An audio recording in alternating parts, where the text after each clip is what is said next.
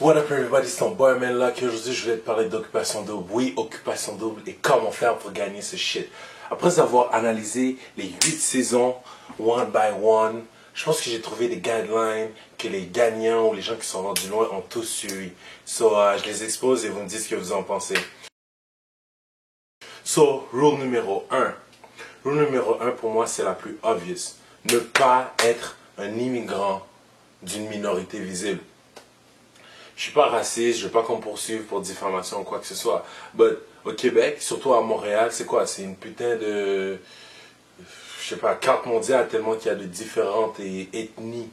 Il y a presque autant de ethnies que de nations à l'ONU. Et si vous allez me dire qu'en 8 saisons, vous n'avez pas pu trouver une belle femme noire, une belle femme asiatique, un beau gars asiatique, un beau gars arabe qui voulait ou faire partir de l'émission où il y a des voyages et beaucoup d'argent à gagner,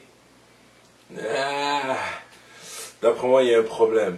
Soit les immigrants ne veulent pas se présenter, ce que je doute fort, ou soit, tout simplement, ils ne veulent pas forcément d'immigrants parce que ils ont peur qu'on va être plate, parce que le poids qu'on nos famille et communauté sur nous fait que disons qu'à la télé on va plutôt préférer donner une bonne image et pas faire autant de conneries. Parce que de toute façon si tu regardes l'album photo de personne ça va être quoi? White, white, white, white, white. Oh shit, David t'es là. White, white, white, white, white. Oh, une Moldave et une Libanaise. Oh, white, white, white. Oh shit. Louis Pierre t'es là. Ah mais Louis Pierre il est half black, half white. Tu sais c'est toujours ça. Moi, je pense que règle numéro 1, pour aller faire un occupation double, faut pas être un immigrant. Règle numéro 2, je pense qu'il faut être émotionnellement libre. Je pense pas que le Québec va pouvoir handle une autre saison avec une fille qui va dire on verra, parce qu'elle a peur de s'engager ou de prendre position parce qu'elle a pas réglé ses shit à l'extérieur avant de venir. Ou une autre fille, une des plus belles célibataires qui s'en va après quelques jours tout simplement parce qu'elle elle aussi, elle avait encore des feelings pour son ex, puis on va devoir attendre que le summum sorte quelques mois plus tard pour avoir des news ou pour admirer son joli corps. S'il vous plaît, si vous allez à l'occupation double, c'est quand même un jeu de séduction et d'amour.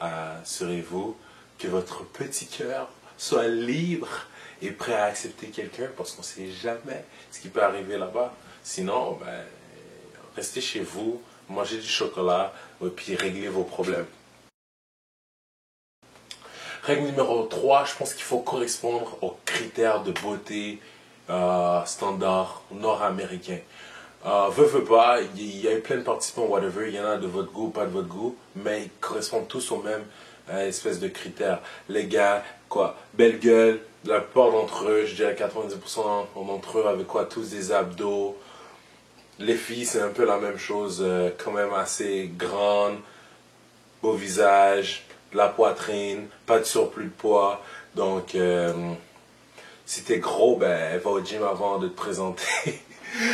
Va faire quelques séances au gym avant de te présenter à l'émission, quoi. Règle numéro 4. Ça, c'est la règle Louis Pierre. Apprenez à fucking nager. Il n'y a aucune saison d'occupation double où ils n'ont pas eu un voyage dans le sud où les personnes ont dû nager. Fait si tu ne sais pas nager, il me semble que tu es dans du trouble pour aller dans cette émission. En fait, même si tu ne sais pas nager sur une planète avec 75% d'eau, tu es dans la merde la plupart du temps. Ok, à moins que tu es tout le temps sur la terre ferme, tu ne prends pas l'avion, whatever. Apprenez à nager. Yeah, ma règle numéro 5, ce serait essayer de fitter avec un de ces rôles qui revient toujours, year after year, pour faire une espèce de cocktail explosif. Donc pour les gars, généralement les rôles, ils mettent toujours genre 3 players, un gars mystérieux, un bon gars, le gars drôle, le gars romantique, le gars plus vieux, plus mature, et le sportif. Pour les filles, ce serait, généralement, il y a toujours 2 bombes, là, 2 filles vraiment belles, mais de préférence cochonnes. Il y a la girl next door, la forte tête, la matante, la jeune fille pétillante de 19-22, puis la party girl. Puis si on analyse l'an passé, on a comme player, on a eu Louis-Pierre, Georges-Olivier, Dany, le gars mystérieux, le beau gars Steve, le bon gars qui va rapidement finir friendzone et de sortir, Steven, t'as eu Étienne comme le gars drôle, le gars plus vieux, plus mature, t'as eu Mini Wheat. C'était pas mal tout sportif pour les filles. Bon, en fait, il y en avait 3, Athéna, Odile et Christina. Girl Next Door, t'avais Nancy, ma tante Christelle, qui était plus vieille, qui faisait vraiment attention à ce qu'elle disait. La jeune pétillante avec Caro, et ainsi de suite. C'était quand même toutes des fortes têtes. Puis Party Girl, c'est Odile. Je dirais, bref, c'est ça. Fait que c'est toujours le même rôle.